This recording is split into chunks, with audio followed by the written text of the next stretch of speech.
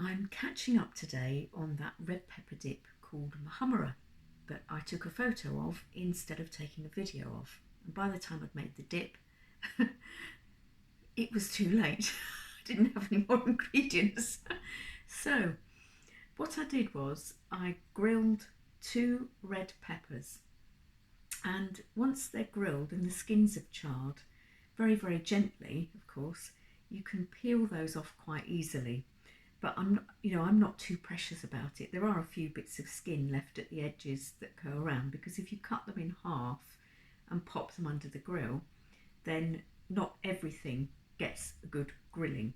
So I've just chopped them roughly or torn them into pieces, and they're ready to go into the blender. I've got just 1 garlic clove, very unusual for me, I know.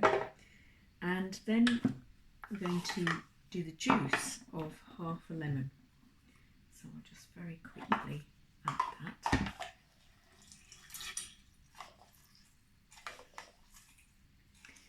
And then I've got here 5 ounces of walnuts that I've activated.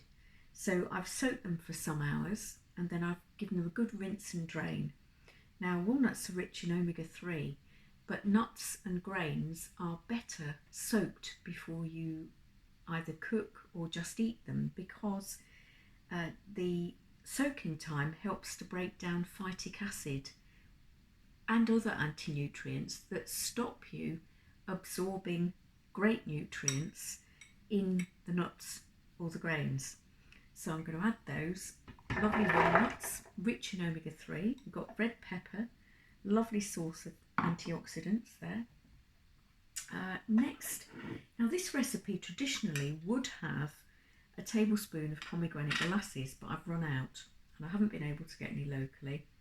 So I'm just going to pop a skinny teaspoon of honey in. I'm not very generous with sweetening things, but there's a kind of bittersweet flavour to this. I'm just going to leave that there a minute for the honey to drain off,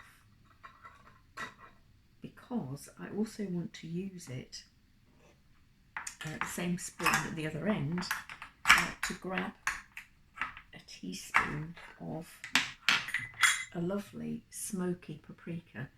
And it's this smoky paprika that gives a wonderful flavour to the, actually I didn't get a full teaspoon there, to the Muhammera. So then we just want a sprinkling of cumin powder, just a little spot, and also half a teaspoon of chilli flakes.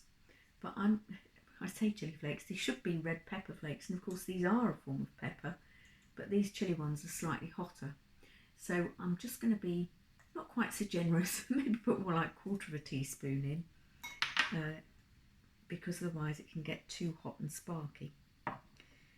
So lid, oh yes, there it is, right in front of me. I thought I'd left it on the other surface. So I've just popped the lid on, and I'm just going to get that going slowly.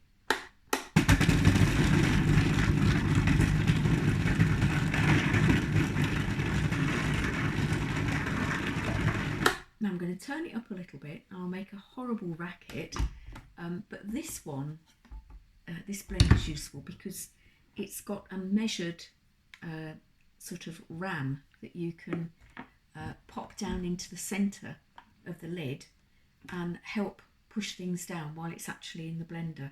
So I'll speed it up a bit.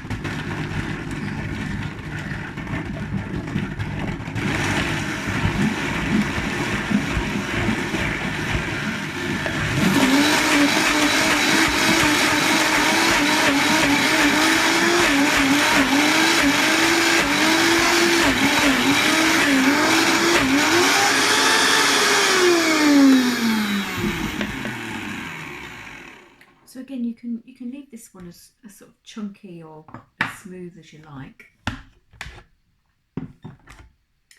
That's mostly fairly smooth, mainly to make sure that I did blitz the garlic clove as well. So once you take it out of there, and pop it into your serving dish.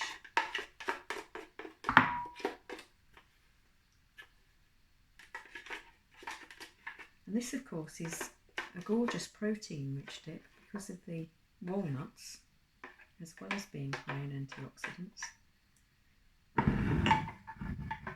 And really tasty. Some chunky bits there.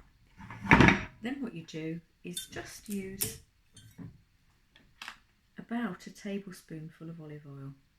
Again, traditionally it would use more, but I'm just going to drizzle about a tablespoon, and then there's your dip. Really beautiful colour. Enjoy.